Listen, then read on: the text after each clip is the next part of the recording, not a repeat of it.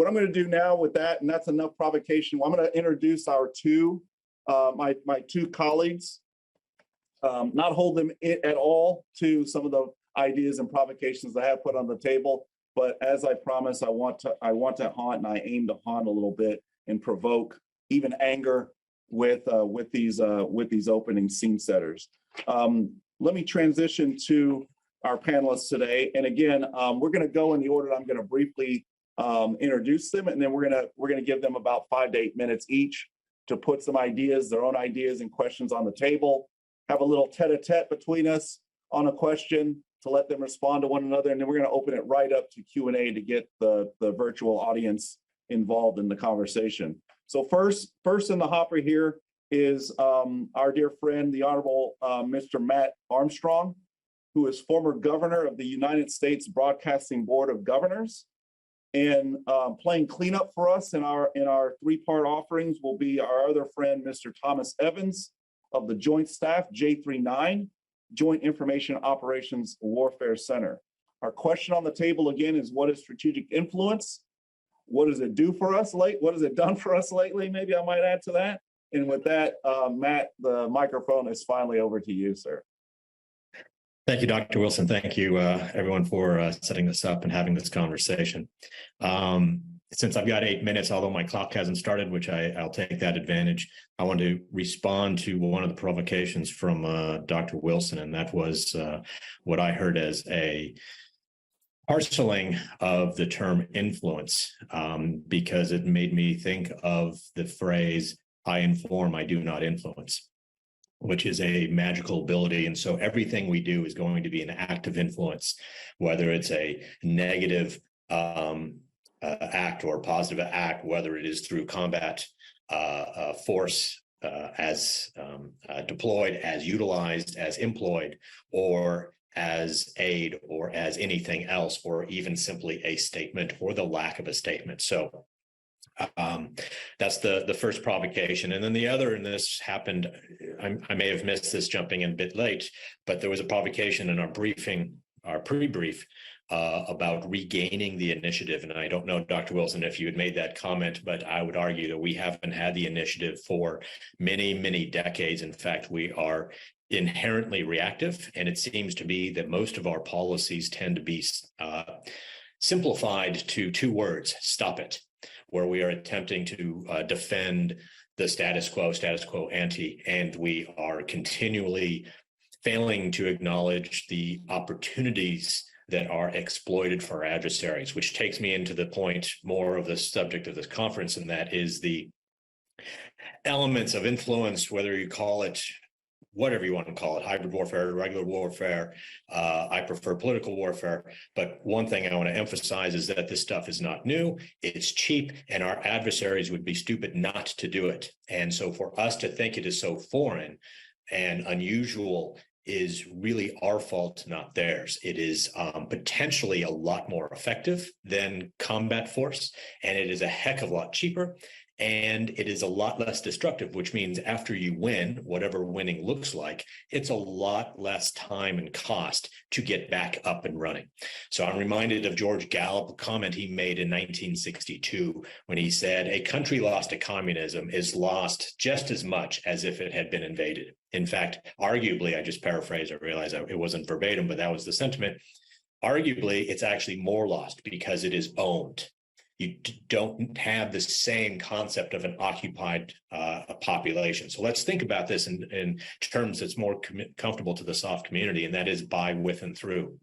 This is inherently about operating by, with, and through.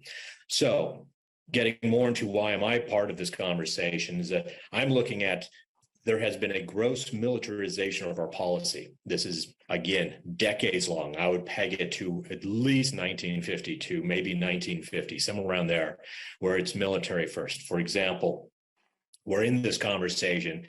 Are we attempting to compensate tactically because of the absence of strategic partners? Are we looking to load up on the military side because we do not have, you do not have, active members that can step up, that are held accountable, and that can do these activities? So I can share in the discussion. I don't want to take my time where as a governor, as an advisor / consultant, depending on whether or not I was getting paid, to DOD, to Congress, whatever it was, where I constantly saw these issues, where we're going to do this as DOD or combatant command because X isn't going to do it. That's a problem. That's a leadership problem. And that is something that in conversations I've been involved in are things that we try to bury, move aside, and not acknowledge. So I want to have you think about looking back at Dr. Wilson's presentation, for example, our escalation ladders. By the militarization of our policy, have we just removed rungs so that we have, we talk about gray zone, we talk about irregular warfare, we talk about how the bad guys are operating below the thresholds of conflict. Well, that's great. That's what they should do. It should be supposed to be asymmetrical. We just don't have the rungs. We're complaining because we don't have those opportunities. And so that's where I think SOF in this conversation can come in, because it helps push that conversation. You need partners, you need capabilities. So I want to put that out there because limited time. So I want to bring up my slide, please, my first slide. And I want to bring this quote up, this statement up. I'm not going to read it to you. You can read it. But I want you to think about, there's a difference between DIME and what this represents. So DIME is a model of bureaucracy. It's not an elements of power. It's maybe levers of power. It was purposely designed for, and it is intentionally focused on bureaucracies. D for diplomatic. It's not a political element. It's diplomacy. It is aimed at state. When this was created, was USIA, which, if you read my writings, USIA is not what you think it was, full stop. But that was for USIA. M was military, DOD. Well, it wasn't the military employment of military. It was the political use of the military as well as the combat. And then economics, that's kind of been steady.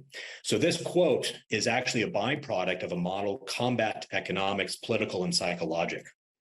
This stuff is old. And I want to point out how old this is that this quote is from 1918. And it's from the model that was developed in 1918, 1917 by the U.S. Army War College that developed that CEPP, combat economics, political and psychologic. The idea was, and so by the question of winning the war, they're referring to World War I. Now, this is 100% applicable to today.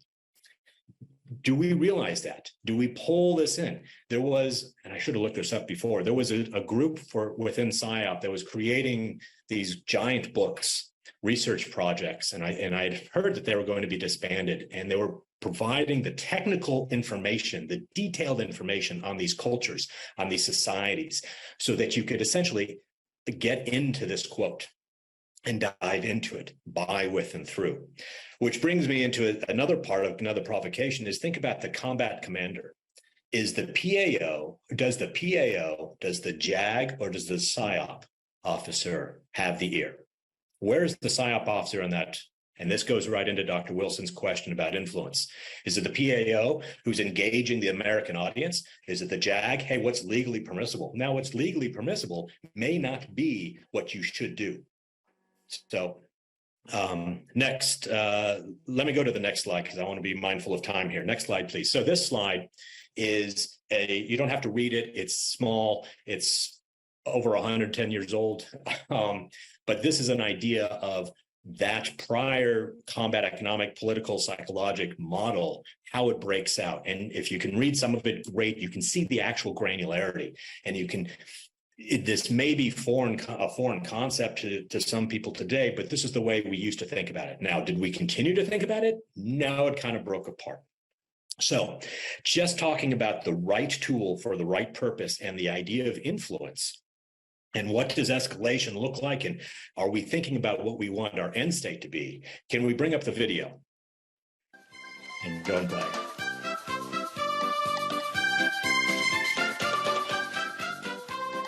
Hey, kom naar Smurfenland, welkom allemaal.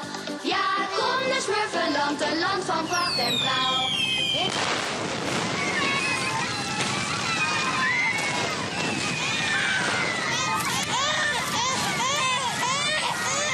So This probably made us feel good. You're probably wondering, what in the world did he just show me? And the last time I showed this was at a SOC Cent event, and I was never invited back.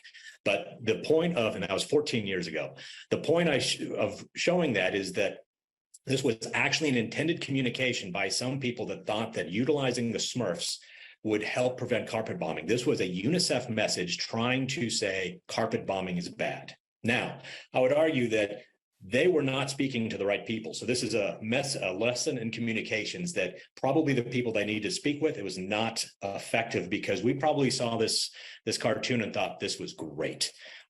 Bombing the Smurfs is a wonderful thing. But let's look at it from our point of view, the context of this conference, and that is, was that the right way to affect the behavior that we want? And probably not, because the Smurfs are probably malleable to the point that we don't have to carpet bomb them to get them to do what we wanted. So I just want to leave that memorable point there. I apologize for going over my time, and I look forward to the conversation. Thank you. Matt, thanks so much. I just want to, before I turn it over to Tom, I just want to say one thing. Your second slide, that over 100 years old slide, you know, as you and I were talking about yesterday, as we three were talking about yesterday, you know, we hadn't conferred on what we were going to say until we came into our conversations yesterday. But I still find it very interesting that you found yourself reflecting back on that World War I period in that particular description on that second slide, and it marries almost perfectly with again, I'd mentioned in my talk B.H. Littlehart's description of the indirect approach at the heart of his description and definition and admonition as a way forward towards realizing grand strategy. He talked about all those factors, and the word he emphasized was the creation of the employment of pressures, different types of pressures,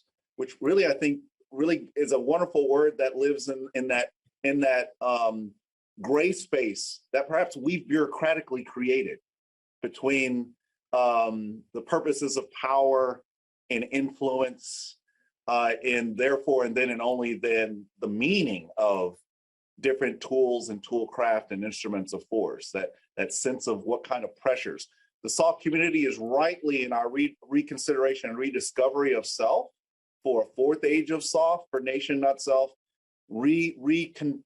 considering and reusing the old words of leverage, and leveraging different, you know, in a physics sense, how to produce leverage, and at very particular spaces, the spaces in between international boundaries to bureaucratic silos, right? And therefore, a better understanding and appreciation why perhaps Congress 37 years ago gave birth to the command of United States Special Operations Command, and gave it, importantly, get out of all our own created jail-free cards called unique, soft, unique, and peculiar authorities and permissions. We'll probably come back to the authorities and permissions. I invite the audience to start thinking about their questions for us and their arguments with us and against us now, as we are going to go right into Q&A right after I turn the microphone over to Tom and give Tom his due time. Tom, over to you. Looking forward to your comments. Thank you, Dr. Wilson and Matt. I appreciate the opportunity. I guess to start off, when it comes to provocations, I'm not really a provocative guy, so I agree with what both of you said. I am a little psychologically traumatized after watching that video. I'll probably get over it here fairly soon. So I would like to take the time here to just share some of my observations being up here at the Joint Staff and the JSOU here in the Pentagon, kind of a government view. I think all of us know that the Pentagon, we don't really do a lot of influence in the Pentagon. That's the Joint Force, the services, OSD probably does it. But our role in the Pentagon, the Joint Staff, has really been as a global integrator to help synchronize some of the global responses to global threats. In today's global information environment, we're starting to learn that there's a lot of regional threats out there that have global consequences, and regional influence can have strategic influence implications. So what's the Joint Staff done about influence lately? I'll submit we've been doing a lot. I think in a lot of ways we have the initiative. Still a lot of pieces that we need to gain it back or get better. So I've kind of prepared my comments here. I got a lot of them, so I've kind of struggled to in putting this together, trying to meet the timeline. So I'll go quick, might refer to my notes here so I can spit it all out. But here it goes. I've got one slide that explains everything the Joint Staff does when it comes to taking strategic guidance and then developing it to giving strategic guidance out to the joint force of the service. So there it is. Just warning that this could hurt your eyes. It hurts my brain. Again, it's not as traumatic as the video you just witnessed, but if I had to explain everything on one slide, some Iron Major put this thing together, it's pretty good. Essentially what it does is it explains how we take strategic guidance on the left through the strategic documents, and then on the outcomes on the right, it's either global operations in support of the NDS objectives or how we develop the future force. Everything in between there is the products, the decisions, the links. It's all kind of color coded by function. Time horizons going from short time on the top down to longer term investments on the bottom. So that essentially describes the decision processes that lead to the operations activities and investments that influence is a part of, or at least influence should be considered as an option in everything we do. You don't see influence anywhere on this slide, but if we as a community want to influence a situation, we've got to, or do better to gain an initiative, we've got to find ways to influence this process or these processes. So the folks out there, I know you probably already have a role, so I just encourage you to try to help us out here at the building and be part of it. First thing to do is to understand it, and then once we understand it, we exploit it. So, because we truly believe that we make a difference up here in the influence. So, I'm going to go through a couple things here real quick that using a familiar acronym called .MIL-PF. Doug Jordan will know what the D stands for doctrine. So we go to the next slide, please, Carissa. This is probably the best one first. You have to do a build there. Go ahead to the next one. There you go. JP 304 is out there. It got approved a couple of months ago. You probably heard about it. There's a brief description there on the slide. We go into detail about the information joint function, which the chairman approved a few years back, and the new term, operations in the information environment. Notice the bottom two bullets there. Information operations goes away. So does some of the other terms to include IRCs. And now we're going with the joint term of choice, which is operations in the information environment. I assume most of you have heard about it. There's a few other doctrine things out there that I think are worth reading. JP30, or Public Operations, I think has gotten more friendly towards influence. Talks about campaigning, talks about the narrative, empathy. I had to look that word up in the dictionary. Also, the MISO Pub is out for review this year. It's been a couple years in waiting. The Joint Staff J7 Office of Irregular Warfare is trying to get into the doctrine world with, they got a joint doctrine note on competing. There's also a joint concept on competing. Our joint concepts are where we want to be further out. That's also got some work there with a joint concept for information advantage. Again, worth reading. It'll be an annex in the third version of the joint warfighting concept. One of the biggest challenges we got right now, I'll admit, is our lexicon. Every profession needs a lexicon so we can communicate effectively. And right now we are struggling up here in the building with the different terms that we have, whether it be information operations, information warfare, information advantage, et cetera, et cetera. But there's a plan. OSD is going to, as soon as they finish the strategy for operations in the information environment, which should be around February, that's going to be one of the first efforts that they tried to fix. So looking forward to input from everybody out there. I know the services are kind of going in different directions, but we as a profession really need to look seriously at our lexicon. Or academically, maybe I ask you, maybe there's advantages to having different terms for the same thing. So the next, if we go to the next slide and talk O for organization. A couple developments here, mainly up at OSDP. They have the new Office of Information Operations Policy. It's not the PIOA. The office is the OIOP, and they are growing. They're hiring people, getting bigger, so they'll have more capacity, which is, I think, a good thing. Also, the Intel community is coming up with a couple things. Probably heard of the Influence and Perception Management Office, IPMO. They also got DIA has got a small intelligence support to messaging office. I think it's only a couple people, but they are trying to make some things happen. And I'll throw a plug in there for OIE units out of 304. Talk about innovation. I think we would call those a JPOTF or a JSODF or a IOTF. But an OIE unit is described in the doctrine as the formations of specialized capabilities that Joint Force commanders may choose to assemble pending the situation. So again, that's an organization that you stand up depending on the problem that can be used to adjust the situation.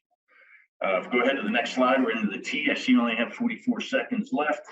But training, yes, realistic training is very difficult in our community, whether it be cyber, electromagnetic spectrum, human behavior. So we're trying to figure out how to do better at that. There's the GAO has just finished a draft of a report on training and education in a constrained information environment. So we've been chopping on that, helping them with it, and realize that there is a lot of work that needs to be done when it comes to training in our field. The next word is material. So we can go to the next slide. Material. We don't have a lot of material in our world, but technology is material. So tools, information technology, AI, machine learning, tools to identify trends in the data that's out there in the information environment, tools to measure effectiveness, tools to minimize the effects of disinformation, all those things we're trying to get our arms around. The Phoenix Challenge had a good output. We had the working with the cyber and EMSO with OSD R&E, research and engineering, to develop a strategy on cyber and EMSO support to operations of the information environment. So we started that. They hope to get a strategy out here by the end of the year. Haven't seen the draft yet, but I tell you, it's been interesting for the operations community to work with the technical community on trying to understand each other in order to leverage this technology that's out there in support of what we do. So we're trying to do that up there. I'm all out of time, but I want to just real quick. L is for leadership. I know we've got challenges with the leadership. We always work for a lethal commander most of the time. We're trying to get higher billets where we can get our skills up to a higher level. But that's going to be a slow process. Have to rely on educating some of the senior leaders that we have. There's a lot of good ones out there that advocate for us. But as we know, we're in a risk-averse culture. Everybody likes the lethal stuff. It's hard. We have to, but we just got to educate, find better ways to help our leaders. Personnel, I won't need to talk too much about there, but I will throw in a plug for UCOM. UCOM, Colonel Mike Jackson did a very good job of finding a way to find resources for his personnel. So he, over the years, we got funding for LNOs there in his J39, working with UCOM. So I think also he has one for the GEC with the Department of State. So having people helps to that capacity issue when it comes to coordinating and understanding the things that we have to do to influence the right people. Nothing on facilities there. If you can go right into policy, I know this includes authorities and permissions. It's a battle we always have. Again, it comes down to culture. This varies a lot during the competition continuum, whether we're in crisis or competition. Political administrations vary when it comes to our authorities that we get, how hard they are to get. Our civil military relations are important that we have to monitor and improve. We know everybody's pretty much risk averse to us. So that kind of wraps up the .mil PF. I think the last slide, I'll just go over a couple of things that was asked to do about the potential paradigms, of which there's 3.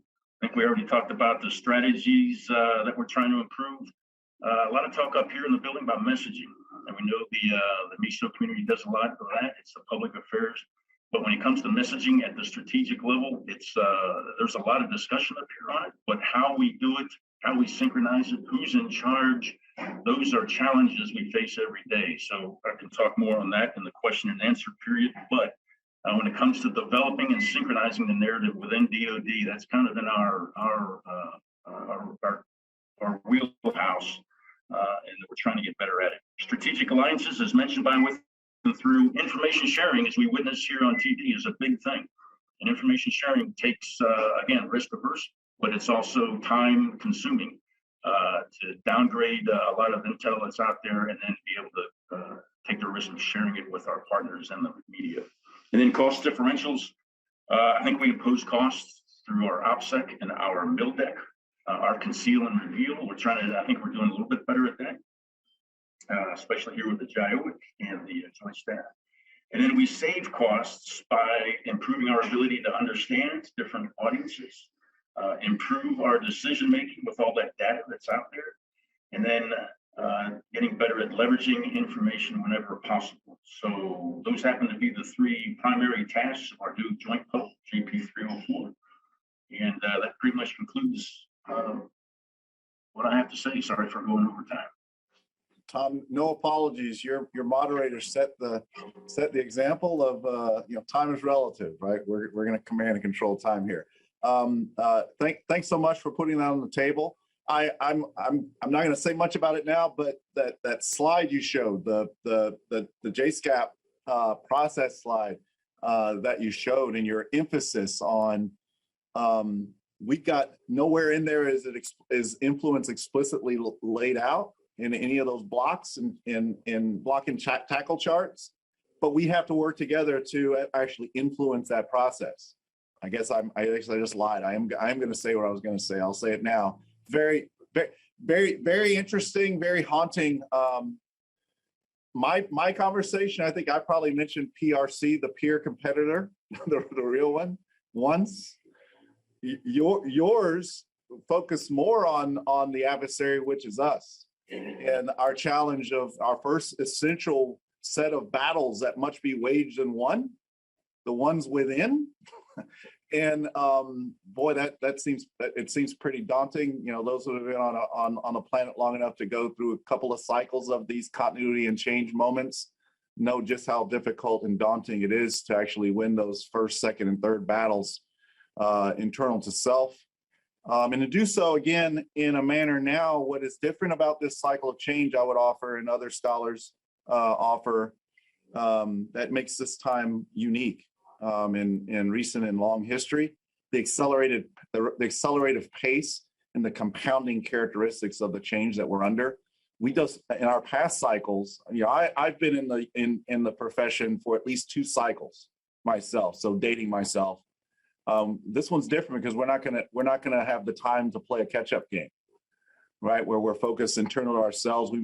Tom, I think you made another point of we're gonna have to spend a lot of time just deciphering our own language, deciphering our own birth of, 'tis the season to talk about, this wonderful life, right? And Clarence and every time you hear a bell, an angel gets its wings, but maybe every time we give birth to a new vacuous term of art, I'm hearing a lot of bells.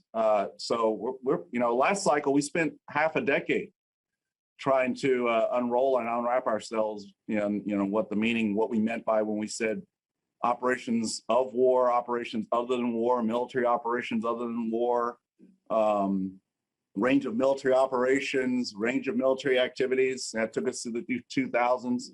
Now we've got strategic competition, capital S, capital C.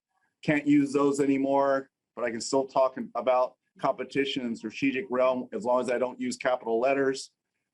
Great power competition, the return thereof. Last time I checked, great power competitions and power competitions never went anywhere. We did, it didn't. And then, the favorite of the faves, right? Integrated deterrence, when we're struggling, frankly, to have a basic understanding of what deterrence has always meant, and then therefore what it needs to mean going into this, over this threshold crossing into what we're calling a 4th age of SOF. And there I've done it myself, right? We've put another term of art on the table too. So too easy to be done. Sometimes I think a lot of times we do that when we're just ahistoric and haven't studied and haven't gone back and looked at the good old fashioned stuff. Matt, your reminder of a predecessor to Dime Phil, which I would offer is probably a better restart. Those are just a couple of more ties that bind. From my perspective, the comments Matt and Tom you both put on the table. My first of two questions, and again, my second question is going to be soon to go to the audience. I want to give you both an opportunity to react to one another, question one another, impose upon one another. Matt, we can start with you, and then Tom, turn it over to you, and then we'll go to Q&A. Matt, any comments, any thoughts in reaction? Well, I guess the thing that stood out most about Tom's comments was the comment about risk aversion, and that is a huge problem. And that even saying so just seems like a waste of time in this community here. Is that's just so embedded, and that's a problem. But I think it ties into your comments, Dr. Wilson, about leadership, because everything that you were just talking about is about leadership and how this stuff is framed. Let's come up with a different phrase. Let's come up with this. And risk aversion is about leadership. What do we want tomorrow to look like? To use the phrase from Galula, I think he was the guy that wrote that. Who owns tomorrow? What do we want tomorrow to look like? We keep doing this stop it thing. And I think going into Tom's slides was a little bit small for me. I loved it. It was just, okay, one of us works for DoD, one of us does not, right? My slide versus your slides. But how are we defending the peace, right? This is part of my problem with gray zone warfare, is that twilight zone between war and peace. By the way, this guy talking to Army War College in 1915 was talking about the twilight zone between the diplomacy, between war and peace. But how are we defending the peace? Again, how are we proactive? And with Tom's slide, influence doesn't appear there. Well, every time that there is a potential point of touch with the public, not even the adversary, that is a moment of influence, and it needs to be thought of and considered that way.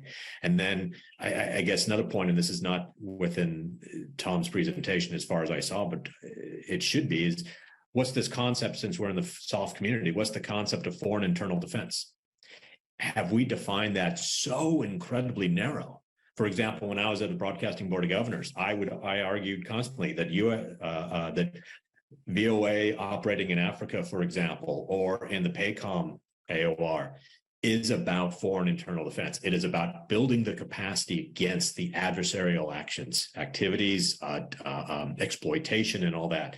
How are we conceiving of these things? So other than that, I've got no point of contention with Tom's presentation, just expanding that part of the problem is that it's in this narrow field. Yeah. And it should be the MISO, PSYOP, the information should be part of the entire enterprise rather than not the trigger pullers. Outstanding. Tom, over to you, sir. Well, those are, I think I probably have more questions on my own slide than I do of Matt's or yours, Doc. But hey, I'll just say that I'm a big fan of World War I. So I liked what Matt said, how some of the learning from World War I still applies to today's environment. Information environment has changed quite a bit, so that really mixes things up. But when it comes to influence, you're either doing it face to face, country to country, or that's how we kind of did it diplomatically, militarily, economically. But now you have this new information technology that's really mixed things up a little bit. Mm-hmm. So read a lot of good stuff in the War College about World War I that I couldn't get enough of. And it's hard even for me to get my head around, how this new technology, the speed of information gets out, accessible to some of the audiences that affect our military operations. Just makes my brain hurt more than that slide. So, but on the leadership, I talked about it briefly. I could probably talk leadership all day. I've worked for some great leaders that that went out there, and I could not keep up with. Admiral Stavridis, when I was at Southern Command, that guy just led the way when it came to getting out there. Not everybody agreed with what he did, but he definitely had the initiative, and he knew how to leverage information to get out there. So not all of our leaders are risk averse. There's a lot of examples out there that have done this and still succeeded. So we really need to understand what they did and apply it in our education and our training to others. That's another challenge. So just on the concept of FID, listening to it as an old FID guy, haven't done it in a while. But it's interesting kind of what's going on now up here in the building. I was with the J5 cyber folks for a year as an embed, trying to do better at getting information and influence, left the bang, more integrated in the plans, policy, and strategy as part of the JSOU. So a lot of things going on with this new thing, Hunt Forward operations, which is the cyber comms ability, sending out teams to work with other countries, essentially to do FID missions. They're helping out that country mainly with their cyber defense activities. So, but I think Matt mentioned narrow. I would say that is a tool or an activity that really is. If it's anything, it's not narrow. It is expansive because you have operational. You can learn operations on how another country is doing things. You can advise them on how we do things. But there's definitely an intel function that's there that we both have risk to reveal information that we don't want to reveal, and there's also opportunities to get information or intelligence from those partners that maybe we wouldn't have if we were just locked back up in the cybercom building. So watching that and seeing how that kind of takes place is pretty interesting. So yeah, that was one of my talking points. I cut it out, but strategic influence is nowhere on that slide. That's why I want to deliver the message. If we want to impact our senior leaders' decision making, how we invest in resources for the benefit of information influence, we have to understand and exploit that system. So thanks, Doc, for making it. Outstanding. Hey, I'm going to open it up to the living room. We've got about 14 minutes, so that's a good amount of time to get some questions in. I'm gonna, ask us both, and it's the guy who has the curse of the get the gab who's going to say this. So apologies for the hypocrisy about what I'm about to say. But if gentlemen, if you can keep your answers short and to the point, and I'll try to just keep my mouth shut and let you guys address the questions. I think we're going to get a lot of these questions in. Let me roll out the first one here. We have, and I'm just going to throw it out to whichever you want, jump ball, and you guys can jump for it. We have safeguards against employment of PSYOPs against our population. What are the threats emerging from cognitive security standpoint? And the questioner thanks you ahead of time for your answers. Any one of you want to take that one? Well, I guess my first response is not actually going to be Smith-Mundt, and I hope you're not invoking Smith-Mundt because it's not relevant to this at all. But we actually got a question on Smith-Mundt as well, Matt. So you want to bring that up as well right now? Let me just add that to the table. Yeah. So let me just put that on the table too. So Matt, you speak and write passionately about the Smith-Mundt Act 1948 as well as efforts to modernize the legislation. Can you give a 30-second blast on where the U.S. stands today with regard to legislation and contemporary media capabilities? Sure. So tying it into the Title 50, the PSYOP domestically, yeah. I think the part of the problem with can't do PSYOP domestically is that we think about the militarization of policy. So it's only the MISO people that are doing this comms, but the PAOs can do this just as well. The White House can do it. Anybody else can do this engagement. You just have a different speaker because the PSYOP MISO activity is under Title 50. Maybe there's going to be Title 10 type of stuff that's in there. That's very separate. If it blows back in, if it rolls back in, that's something that you need to educate the leaders. You need to educate Congress, the legislators. You need to have this forward conversation, preemptive conversation, and not preemptive to the activity, preemptive overall. It's when do you plant a tree? So that is a meaningless, is a pointless issue, I suppose. It sort of gets into the Washington Post test of, okay, if we're going to do this outside, I think part of it is we can rely on the truth. How do we affect that? How are we going to act? And if we're going to be working by, with, and through the partners, and we're providing them the informational capability, and we don't want it to be known, that's something else. But I don't think that's the PSYOP rolling back. So it is a complex conversation, and I have just tried to minimize it, and I don't mean to. But on the big picture side, there are other actors that can be the spokesperson. For example, and this is not a great example because of the 5 o'clock follies, in Vietnam, in the Vietnam War, the guy that was out speaking, Barry Zorinthian, that was speaking to the American public, was actually a USIA officer detailed to the State Department so that he could speak because he was a trained communicator. But to the Smith-Mundt side, one, Smith-Mundt has no applicability to this conversation whatsoever in any way, shape, or form. It doesn't deal with Title 10, Title 50, or anything but State Department, USIA, Broadcasting Board of Governors. I don't even know that it's been refixed to address the change of the name Broadcasting Board of Governors to U.S. Agency for Global Media. I mentioned USIA because the last time I looked at the legislation, it's just a mess and they haven't fully updated it. In fact, it still has the Secretary of State having more authority over these activities than does, et cetera. So, and I have, funny you mentioned the question has about modernization. We did modernize it, quote unquote, in 2013, and I helped write and helped cause that legislation, in part because DOD said, hey, we're kind of doing some of what state is doing in the public diplomacy realm, so we're going to magically assume that some Title 22 restrictions will apply to our Title 10 activities. And so that caused Thornberry and some others on the Hill say, you can't do this. And so the main purpose of the 2013 amendment to Smith-Mundt was to tell DOD, this does not apply to you, period, full stop. The issue really is over in the State Department side and elsewhere. The same thing we saw on the DOD side is I don't want to do these things.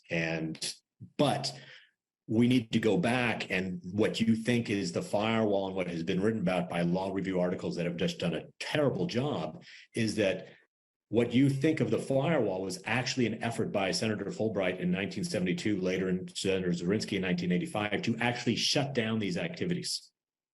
This was not the original intent. In fact, shutting this firewall means there's no oversight. So this actually ties back into the first question about the PSYOP blowing back in, is that it seems that in our society, we would want more oversight. We would want to know when somebody was doing something wrong in the information space from our point of view, because what's being done with our tax dollars and in our name.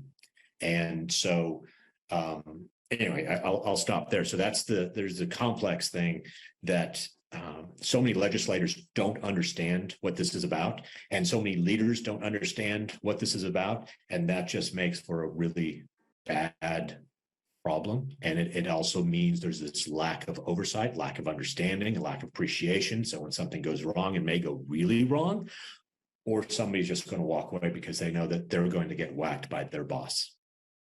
Matt, this sounds like the stuff of fake risk of our own making, where we create a false risk that allows us to barricade ourselves behind having to actually take proactive actions.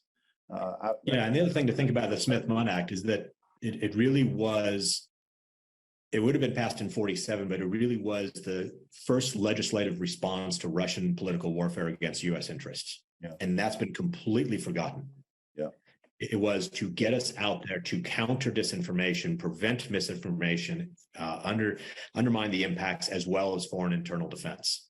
Yeah. So, okay, I'm gonna give one, Tom, over to you. Got a couple of great questions that really, I think you should take the lead and lead us on. Here's the question: can you speak to and specifically to our DoD understanding of what strategic influence should accomplish? Is that a reason for our risk averseness? Well, I think my response would be strategic influence should accomplish the same thing that our regular objectives, whether it be from the national defense or the NDS, National Defense Strategy, the NSS. We just complement the other the overall objectives for Department of Defense. So I guess drilling in, I mean, there's more objectives that are out there than just the NDS, the NSS, the NMS. Every combatant command has different sub-objectives, but they all support the overall NDS. So, when I think of influence at this level, I'm not thinking just the narrative and messaging and PSYOP or public affairs. Every physical activity that the Department of Defense has sends some type of message to somebody. So, there's nothing wrong, or a good influence planner should be working closely with that, the guy who's determining where the aircraft carriers are going to go next, whether it be next week or next year. Same with bomber task forces. We do, those things are talked about all the time up here. Those physical activities, in a lot of ways, send a bigger message simply by presence, posture, where they're going, what they don't do, where they don't go. Just as much as a well-crafted message to a target audience. So I think strategic influence is, we just have different tools. We have the non-lethal messaging for the most part, but we can influence those other planners, whether they be maritime planners, Air Force planners, Army, Marine, etc., on their posture, presence, and profile that influence. Tom, that's excellent. Hey, we've got about 3.5 minutes. I want to give you guys one more question. I want you both to address it. Maybe give one or two answers to this question each. Here's the question. What are some unique strengths or opportunities for United States Special Operations Command in Information Space Forces capabilities? Information space / forces / capabilities. Unique strengths or opportunities for the command here. SOCOM. Matt, go ahead. I was just going to throw it to Tom first. So Tom, go ahead. Yeah, I'll try to take away. I mean, there's opportunities every day. Innovative thinkers find ways to seek opportunities in routine and what appear to be normal events. So, I don't have a prepared answer. I'll just say, again, going back to my theme of influencing the process, the decisions that we make here, whether they be short-term or long-term decisions, I think is key. And, I avoided this place in Washington, D.C. my whole career until like the 28th year. And I got up here, things aren't that bad. I had some great mentors that worked up here. But I have to say, I think we have a culture of avoiding this region of, it's probably because Tampa is so great of a place to live. Nobody wants to leave there and come up here and join the fight. But I think the SOF community, they were trying to do this years ago, I think, and got hammered back down, told to go back to Tampa and Fayetteville. But, if we're going to try to influence the influence makers, this is the place to do it. We're getting a lot better now at these VTC things. I managed to find the mute button and get myself off mute and change my daughter's signature on the screen there. But face-to-face is the best way to really influence. I think the SOF community needs to reconsider, bringing more of a presence up here, whether they be LNOs, planners, et cetera, up here. And you'll be able to watch the JSOU try to do this, as we obviously pulled everybody out of San Antonio. General Dunford a couple of years ago thought we need more of this capability at the strategic level. Yep. So sorry, combatant commands in the Joint Force, all those planners are now up here reconstituting, trying to figure this out. Yep. But we're in a couple of years from now, we're going to have a little more strategic capability than we did before. Outstanding. 45 seconds, Matt. You get to close us out. Thoughts? All right. So Tom spoke a bit about it, but I'm going to throw the word out there that he was dancing around, and that's brand. There is something here about SOF having a really interesting brand that can bring some influence out in the field, out in the global AOR, which is really interesting.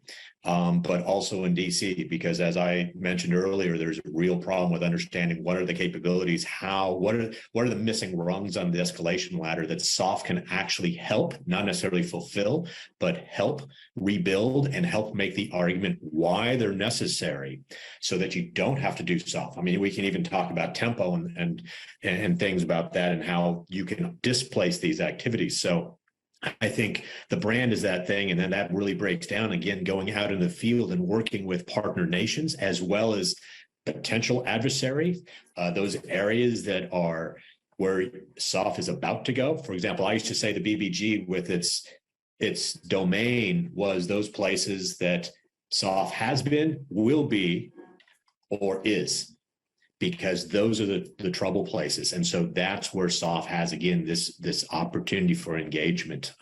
So those are keeping it simple. That's it.